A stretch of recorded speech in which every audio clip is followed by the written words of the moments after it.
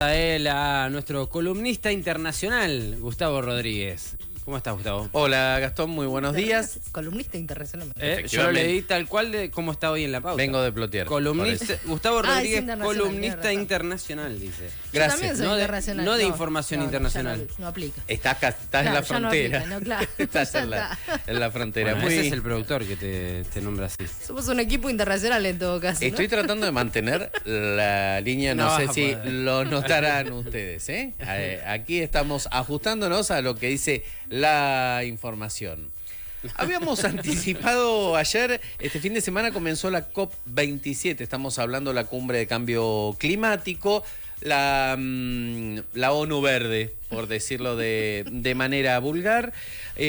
Allí donde obviamente los grandes referentes de la política internacional, los grandes representantes de las empresas más contaminantes del mundo van a echarle la culpa a los países subdesarrollados, ¿no? Donde dicen ustedes hacen las cosas mal y durante 150, efectivamente, durante 150 años Estados Unidos, Canadá y la Unión Europea fueron los grandes contaminantes del mundo.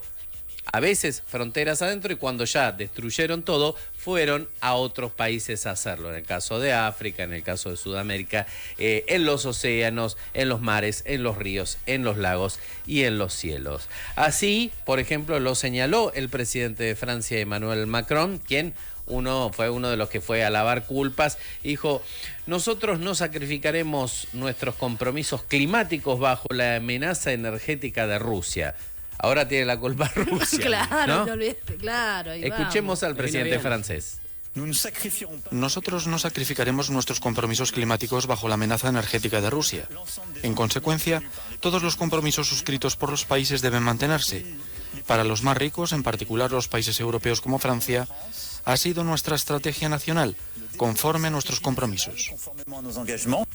Ahí escuchábamos conforme a los ¿Cumplieron con el acuerdo anterior, con lo que habían firmado? Absolutamente nada, y sobre todo quien más incumplió desde la cumbre, desde la cumbre anterior a esta, fue la Unión Europea. Caso de Alemania con la vuelta al carbón, por ejemplo, la industria más contaminante. Todo culpa de Rusia. Rusia, que apostó en su momento a bajar los costos de la energía, porque también aquí lo que se está negociando a nivel internacional es, obviamente, es el mercado, es el capitalismo, es el precio que tiene todo esto. O sea, el precio de las energías fósiles, estos son los que te regulan el mercado, no, o sea, acá no estamos con nuestra pantallita solar, ¿no? Con un paraguas ante el mundo.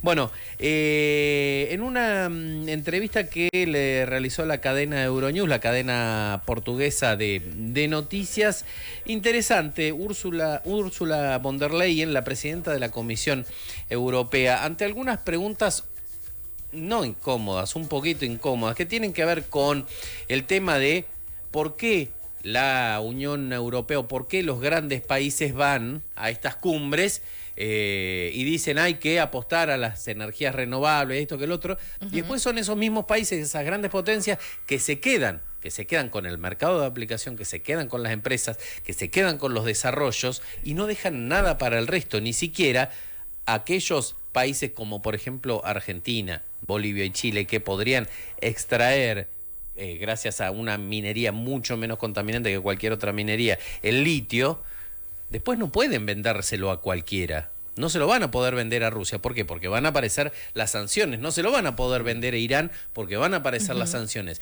Entonces, quienes siguen determinando la política internacional son estos 4 o 5 países que manejan el mercado, no solo de la energía, sino el mercado mundial. Úrsula von der Leyen, la presidenta de la Comisión Europea, decía lo siguiente. Es un tema importante y me alegro de que en esta ocasión esté en la agenda de la COP27. Nunca antes lo había estado. Así que ahora es importante sentarse, definir y marcar qué es. Y luego ver la financiación que está disponible. Y no me refiero a los 100.000 millones que hay para la financiación climática. La Unión Europea también está cumpliendo con su cuota justa, más que eso, con 23.000 millones. Pero estoy hablando de otros fondos que tenemos que analizar.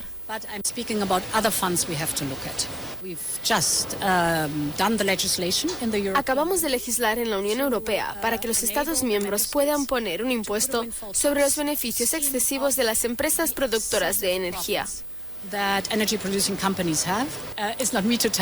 No soy yo quien debe decírselo, pero puedo explicarles que funciona la Unión Europea y que los Estados miembros están usando este dinero para ayudar a los hogares y a las empresas vulnerables. Así que se trata de un objetivo específico y eso es lo que se debe hacer. Creo que es una forma de que las empresas productoras de energía contribuyan ante la crisis. Es un punto muy importante. Tomemos, por ejemplo, los 3 acuerdos de la COP27. Uno de ellos ha sido con Kazajstán sobre las energías renovables de hidrógeno y las baterías. Lo que estamos haciendo es atraer inversiones, también privadas, a la región. Así Kazajstán puede desarrollar su cadena de valor. Pero no es exclusivo. Son ellos los que deciden a qué escala y a dónde exportan. Así que lo mismo ocurre con el hidrógeno, por ejemplo, en el acuerdo con Egipto. Algunos temas de los que señaló, ¿no? Estas nuevas tecnologías, los impuestos a los productores de hidrocarburos. Imagínense hablar de instaurar un impuesto a las principales productoras de hidrocarburos. Lo que significaría eso, un aumento, en principio un aumento desmedido de los combustibles. Ese aumento desmedido de los combustibles, ¿a qué se lo aplicamos? A toda la cadena de alimentos, toda la cadena de producción, etcétera, etcétera, etcétera. Bueno, todo esto sigue inflando los precios. Por eso, estos impuestos a los hidrocarburos, a los que hace referencia la presidenta de la Comisión Europea, es puro blef. Habla de 23.000 millones de dólares, 23.000 millones de euros. De euros, claro. El préstamo que le dio el Fondo Monetario Internacional a la Argentina fue de 45.000 millones de dólares. ¿Qué se hizo con eso? Imagínense lo que se puede hacer con eso, con la mitad, para una aplicación del cambio climático en la Unión Europea. Es decir, uno escucha 23.000 millones y dice, qué suma importante, por supuesto, pero para una reconversión productiva, esto no es ni siquiera para empezar a charlar. Calculemos que cualquier empresa de servicios tecnológicos, estamos hablando de 250.000 millones de dólares. 44.000 millones fue la suma por la que compró Elon Musk a una empresa, a una red social. ¿No? Está bien, una red social que determina muchas políticas internacionales, incluso pues brevemente hablaremos de eso. Habla también Ursula von der Leyen de la situación de Kazajstán. Sí. La situación de Kazajstán la podemos ver con lo que sucedió el año pasado en Nagorno-Karabaj, una región en disputa entre Azerbaiyán y esta zona de Kazajstán. ¿Por qué? Porque allí es una zona de mineral muy importante. Y esto es lo que yo les decía anteriormente. Este país, este pequeño país, puede empezar a producir minería muy poco contaminante. Es decir, como podría ser acá la extracción del litio. Ahora, ¿qué hace con eso que saca? ¿Dónde lo puede ubicar? La Unión Europea le dice, si se lo vendés a Rusia, te quitamos los recursos. Es más, esas empresas son de capitales italianos, franceses y españoles. Es decir, ellos te van a decir con quién lo podés comerciar. Sí. ¿Lo podés comerciar con India? No, porque India tiene su propia producción. ¿Lo podés comerciar con China? No lo podés comerciar. No. Entonces, ¿qué te van a decir? Dámelo a mí. La gran golpe de Estado a Evo Morales en Bolivia. Golpe de Estado, ¿quién vino al otro día los Max a decir, nosotros tenemos que extraer el litio porque esas baterías nos van a servir y nosotros somos los únicos que sabemos hacerlo? Bueno, esa es la gran discusión. Es el modelo, el modelo del capitalismo que te está manejando el mercado, este capitalismo salvaje. Por eso traje el testimonio breve, pero les recomiendo, si quieren ahondar en propuestas serias, en propuestas muy bien elaboradas, busquen los 8 minutos 30 más o menos en YouTube que duró la exposición del presidente de Colombia, Gustavo Petro. Una persona, un economista que está analizando y mucho, que ha investigado incluso y mucho, algunas economías asiáticas en relación a lo que es la explotación de los hidrocarburos y en relación a lo que son esos modelos productivos sumidos en un mundo capitalista. Escuchemos las declaraciones de Gustavo Petro. Las COP ya no dan respuestas y el tiempo se agotó.